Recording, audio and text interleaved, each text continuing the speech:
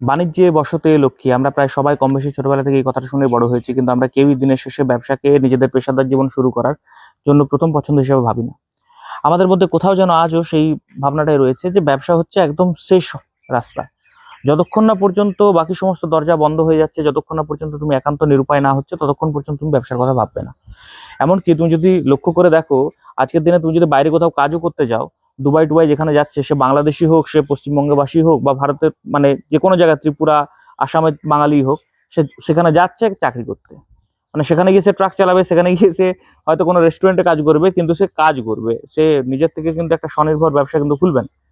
এবার ব্যবসার, আর যদি কখনো ব্যবসার কথা ভাবতে হয়, তাহলে সেই ব্যবসাটা একটা দোকান নির্ভর ব্যবসা হবে। আনলেস আমাদের ফ্যামিলির কাছে অলরেডি একটা এস্টাবলিশড বিজনেস আছে, আমরা কেউই কিন্তু ব্যবসার কথা ভাবি না। আমরা কেউই কিন্তু ভাবি না যে একটা নিজস্ব স্টার্ট আপ খুলি। অথচ এই ছোট ছোট স্টার্ট আপ গুলো কিন্তু পরবর্তীকালে বিরাট বড় এন্টারপ্রাইজেস মানে চেঞ্জ হয়ে যেতে পারে।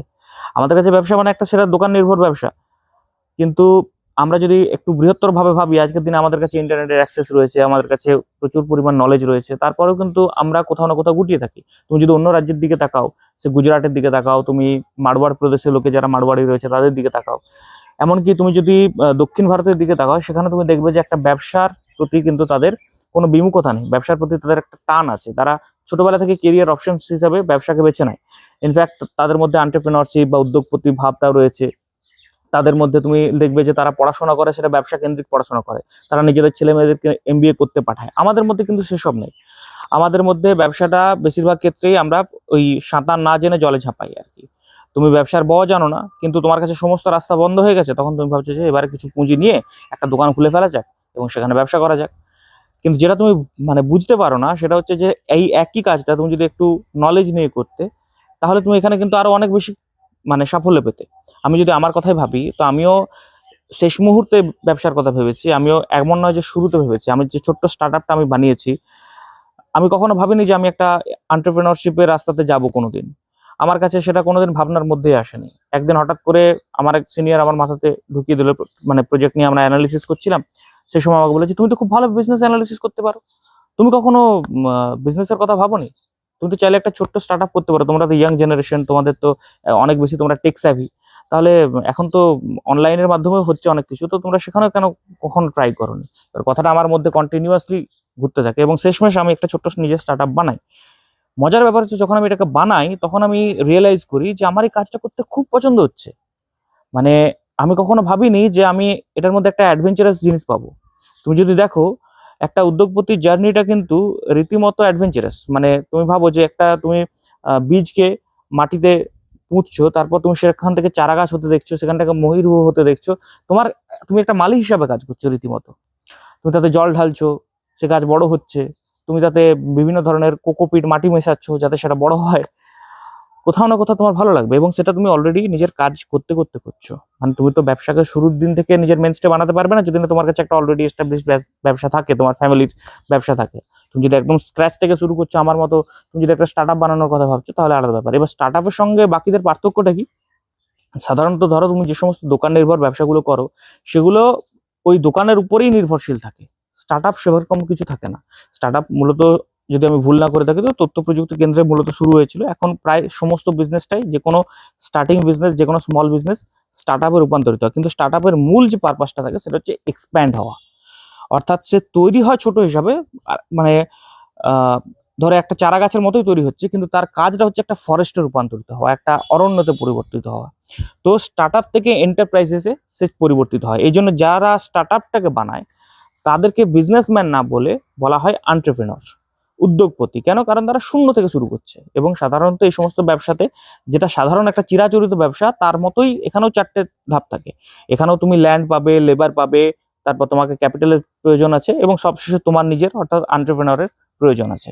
এই চারটে পেলে তবেই তুমি এখানেও ব্যবসা স্টার্ট করতে পারবে। কিন্তু বেশিরভাগ ক্ষেত্রে আজকের দিনে, বিশেষ করে ইন্টারনেটের অ্যাডভেন্ট হওয়ার পরে, এটা স্কেলটা এতটা বেড়ে গেছে যে তোমার কাছে ল্যান্ড, লেবার এবং ক্যাপিটাল মিনিমাম প্রয়োজন হয়। তুমি প্রায়শই নিজের ফিজিক্যাল বিজনেসকে তুমি অনলাইন বেসড করে নিতে পারো বা সেমি অনলাইন বেসড করতে পারো। এমনকি অনেক ক্ষেত্রে তুমি সরাসরি বিজনেসকে ফিজিক্যালও রাখতে পারো, কিন্তু সেটাকে ফ্র্যাঞ্চাইজি বেসড করে দিতে পারো। যেমন ধরো এমবিএ চায়ওয়ালা, একটা জাস্ট নর্মাল নেম, যেটাকে তুমি, যার কাছ থেকে লাইসেন্স বা অনুজ্ঞাপত্র নিয়ে তুমি জায়গায় জায়গায় সেটাকে ব্রাঞ্চ খুলে দিতে পারো।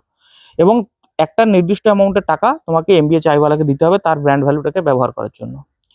এবার এটা দুটো পারপাস রয়েছে, এক তো হচ্ছে তুমি ওই ব্র্যান্ড ভ্যালুটা ইউজ করতে পারছো এবং তোমার নিজস্ব ব্যবসা করতে পারছো। সো ফ্র্যাঞ্চাইজি নির্ভর ব্যবসার সুবিধা হচ্ছে যে একটা তুমি নিজস্ব ব্র্যান্ড বানিয়ে ফেললে তারপর সেই ব্র্যান্ডটাকে আদার্সকে দিলে ইউজ করতে। আজকের দিনে তুমি যদি ধরো কেএফসি থেকে শুরু করে যতগুলো তুমি আউটলেট দেখতে পাবে, এরা মূলত কিন্তু এই ফ্র্যাঞ্চাইজি বেসড। সেখানে ফ্র্যাঞ্চাইজির লাইসেন্সের প্রয়োজন হয় এবং তারপর তুমি সেই কাজটা করতে পারো। ব্যবসা, যেটা আমার ক্ষেত্রে মনে হয়, আজকের দিনে তুমি যদি ভাবো কখনো যে ব্যবসাকে তুমি লাস্ট রিসর্ট হিসাবে দেখবে, তুমি কোথাও না কোথাও নিজে খুব বেশি রকম আমি বলবো লসে চলবে।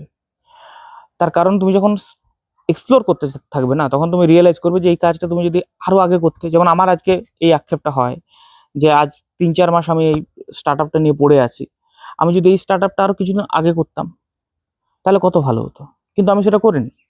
আমি স্টার্ট আপের কথা কোনোদিন ভাবিনি, আমি স্টার্ট আপ তো ছাড়ো সাধারণ ব্যবসার কথা কোনোদিন ভাবিনি। আমার মনে হয়েছিল যে ব্যবসাটা মানে একান্ত তুমি যদি নিরুপায় না হয়, যেমন আর 5 জন তুমি এই মুহূর্তে হয়তো ভাবছো, সেই একই জিনিস আমিও ভেবেছি। নিতান্ত মানে কোম্পানির চাকরিতে দাসত্ব করতে হবে, 12 ঘন্টা 14 ঘন্টা খাটাতে হবে, সেই জায়গা থেকে বাঁচতে গেলে তোমাকে ব্যবসাটার দিকে ঝুঁকেটাই বাঞ্ছনীয়। এই ভাবনাটা আমার মধ্যেও এসেছে, আমার মনে হয় এই ভাবনাটা শেষ মুহূর্তে তোমার মধ্যেও আসবে। সবার মধ্যে এই ভাবনাটাই থাকে, যখন সমস্ত কেরিয়ার অপশন বন্ধ হয়ে যায় তখন তুমি ওটার কথা ভাবো। আর ইনফ্যাক্ট অনেক ক্ষেত্রে তো তুমি সমস্ত কেরিয়ার অপশনের দিকে তাকাও না, তুমি অনেক ক্ষেত্রে এমবিএ করো, এমবিএ করে সোজা কোনো কোম্পানিতে কোনো মানে কোনো কোম্পানি দিকে তুমি তার মার্কেটিং এজেন্ট হয়ে যাও। এই একই জিনিস কিন্তু তুমি তোমার ফ্যামিলি বিজনেসে করতে পারতে। আমাদের এখানেই আমি দেখেছি যে এমবিএ করে নিজস্ব ফ্যামিলি বিজনেস আছে, কিন্তু তারপরে অন্য কোনো বিজনেসে গিয়ে সেখানে বড় পোস্টে কাজ করছে। তুমি ভাবো যত বড়ই পোস্ট হোক, সেটা কি নিজস্ব বিজনেসের মালিক হওয়ার থেকে বেশি হতে পারে? তার বাবা আজকের দিনে ধরো ব্যবসাটাকে যত বড় বানাক, তোমার কাছে যদি আজকের দিনে একটা এমবিএ ডিগ্রি আছে, তুমি যদি একটা সিস্টেমেটিক ওয়ে জানো সেই বিজনেসটাকে এক্সপেন্ড করার, তুমি নিজের বিজনেসটাকে তো অনেক বড় বানাতে পারবে।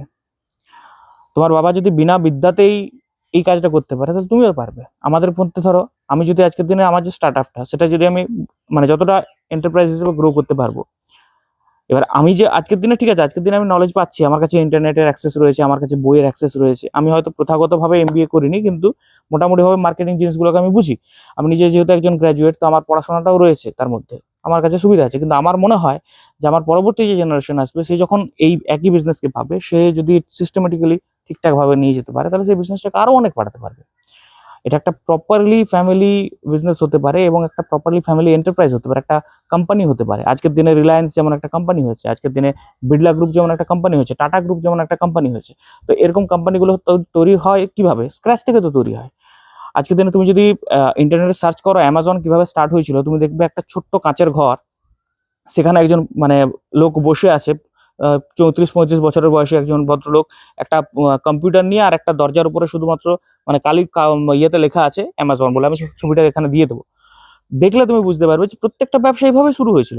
অ্যাপেল কোম্পানির ব্যবসা ওইভাবেই শুরু হয়েছিল, গাড়ির গ্যারেজের মধ্যে দিয়ে, যদি আমি ভুল না করে থাকি। তো সমস্ত যা কিছু স্টার্ট আপ, সেই স্টার্ট আপটা শুরুই হয় স্ক্র্যাচ থেকে।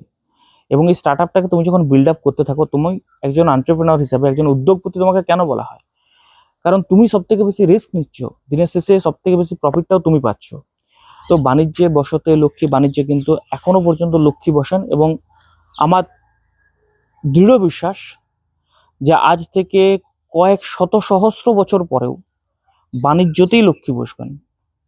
চিরকাল বসে এসছেন, পাশ্চাত্য হোক, প্রাচ্য হোক, সমস্ত জায়গাতে, পশ্চিমবঙ্গ হোক বা গুজরাট হোক বা দক্ষিণ ভারতের রাজ্যগুলো হোক, কর্ণাটক, কেরালা হোক, তুমি যদি বাংলাদেশের হও তাহলে তোমার বাংলাদেশ হোক, তুমি যদি ইউনাইটেড কিংডম থেকে দেখছো তাহলে তোমার ইউনাইটেড কিংডম, সমস্ত জায়গাতে ব্যবসাতেই কিন্তু লক্ষ্মী বসেন। আর ইস্ট ইন্ডিয়া কোম্পানি তো দেখিয়ে দিয়েছিল যে ব্যবসাতে শুধু লক্ষ্মী নয়, শাসকও বসতে পারেন। তো ততটা অবশ্য করা ঠিক নয়। আমার মনে হয় যে দিনের শেষে ব্যবসাটাকে লক্ষ্মী উপার্জনের জন্য ব্যবহার করো। অন্যের স্বাধীনতা, অন্য দেশকে শোষণ করাটা, আর যাই হোক, সুসভ্য জাতির পরিচয় নয়। দিনের শেষে ব্রিটিশদেরকে, আর যাই হোক, এই একটা কারণে অন্তত সুসভ্য বলা যেতে পারে না। বাকি সব দিক থেকে তারা অসভ্য, কিন্তু এই দিকটা থেকেও তাদেরকে সুসভ্য বলা যায় না। আশা করি তোমার আমার এই ব্যবসা রিলেটেড গল্পগুলো পছন্দ হয়, ভালো লাগে। যদি ভালো লাগে চ্যানেলটাকে সাবস্ক্রাইব করতে পারো। দেখা হতে থাকবে, প্রায় প্রতিদিনই দেখা হতে থাকবে। কোনো কোনো দিন হয়তো বাদ যেতে পারে, বাট মোস্টলি দেখা হতে থাকবে।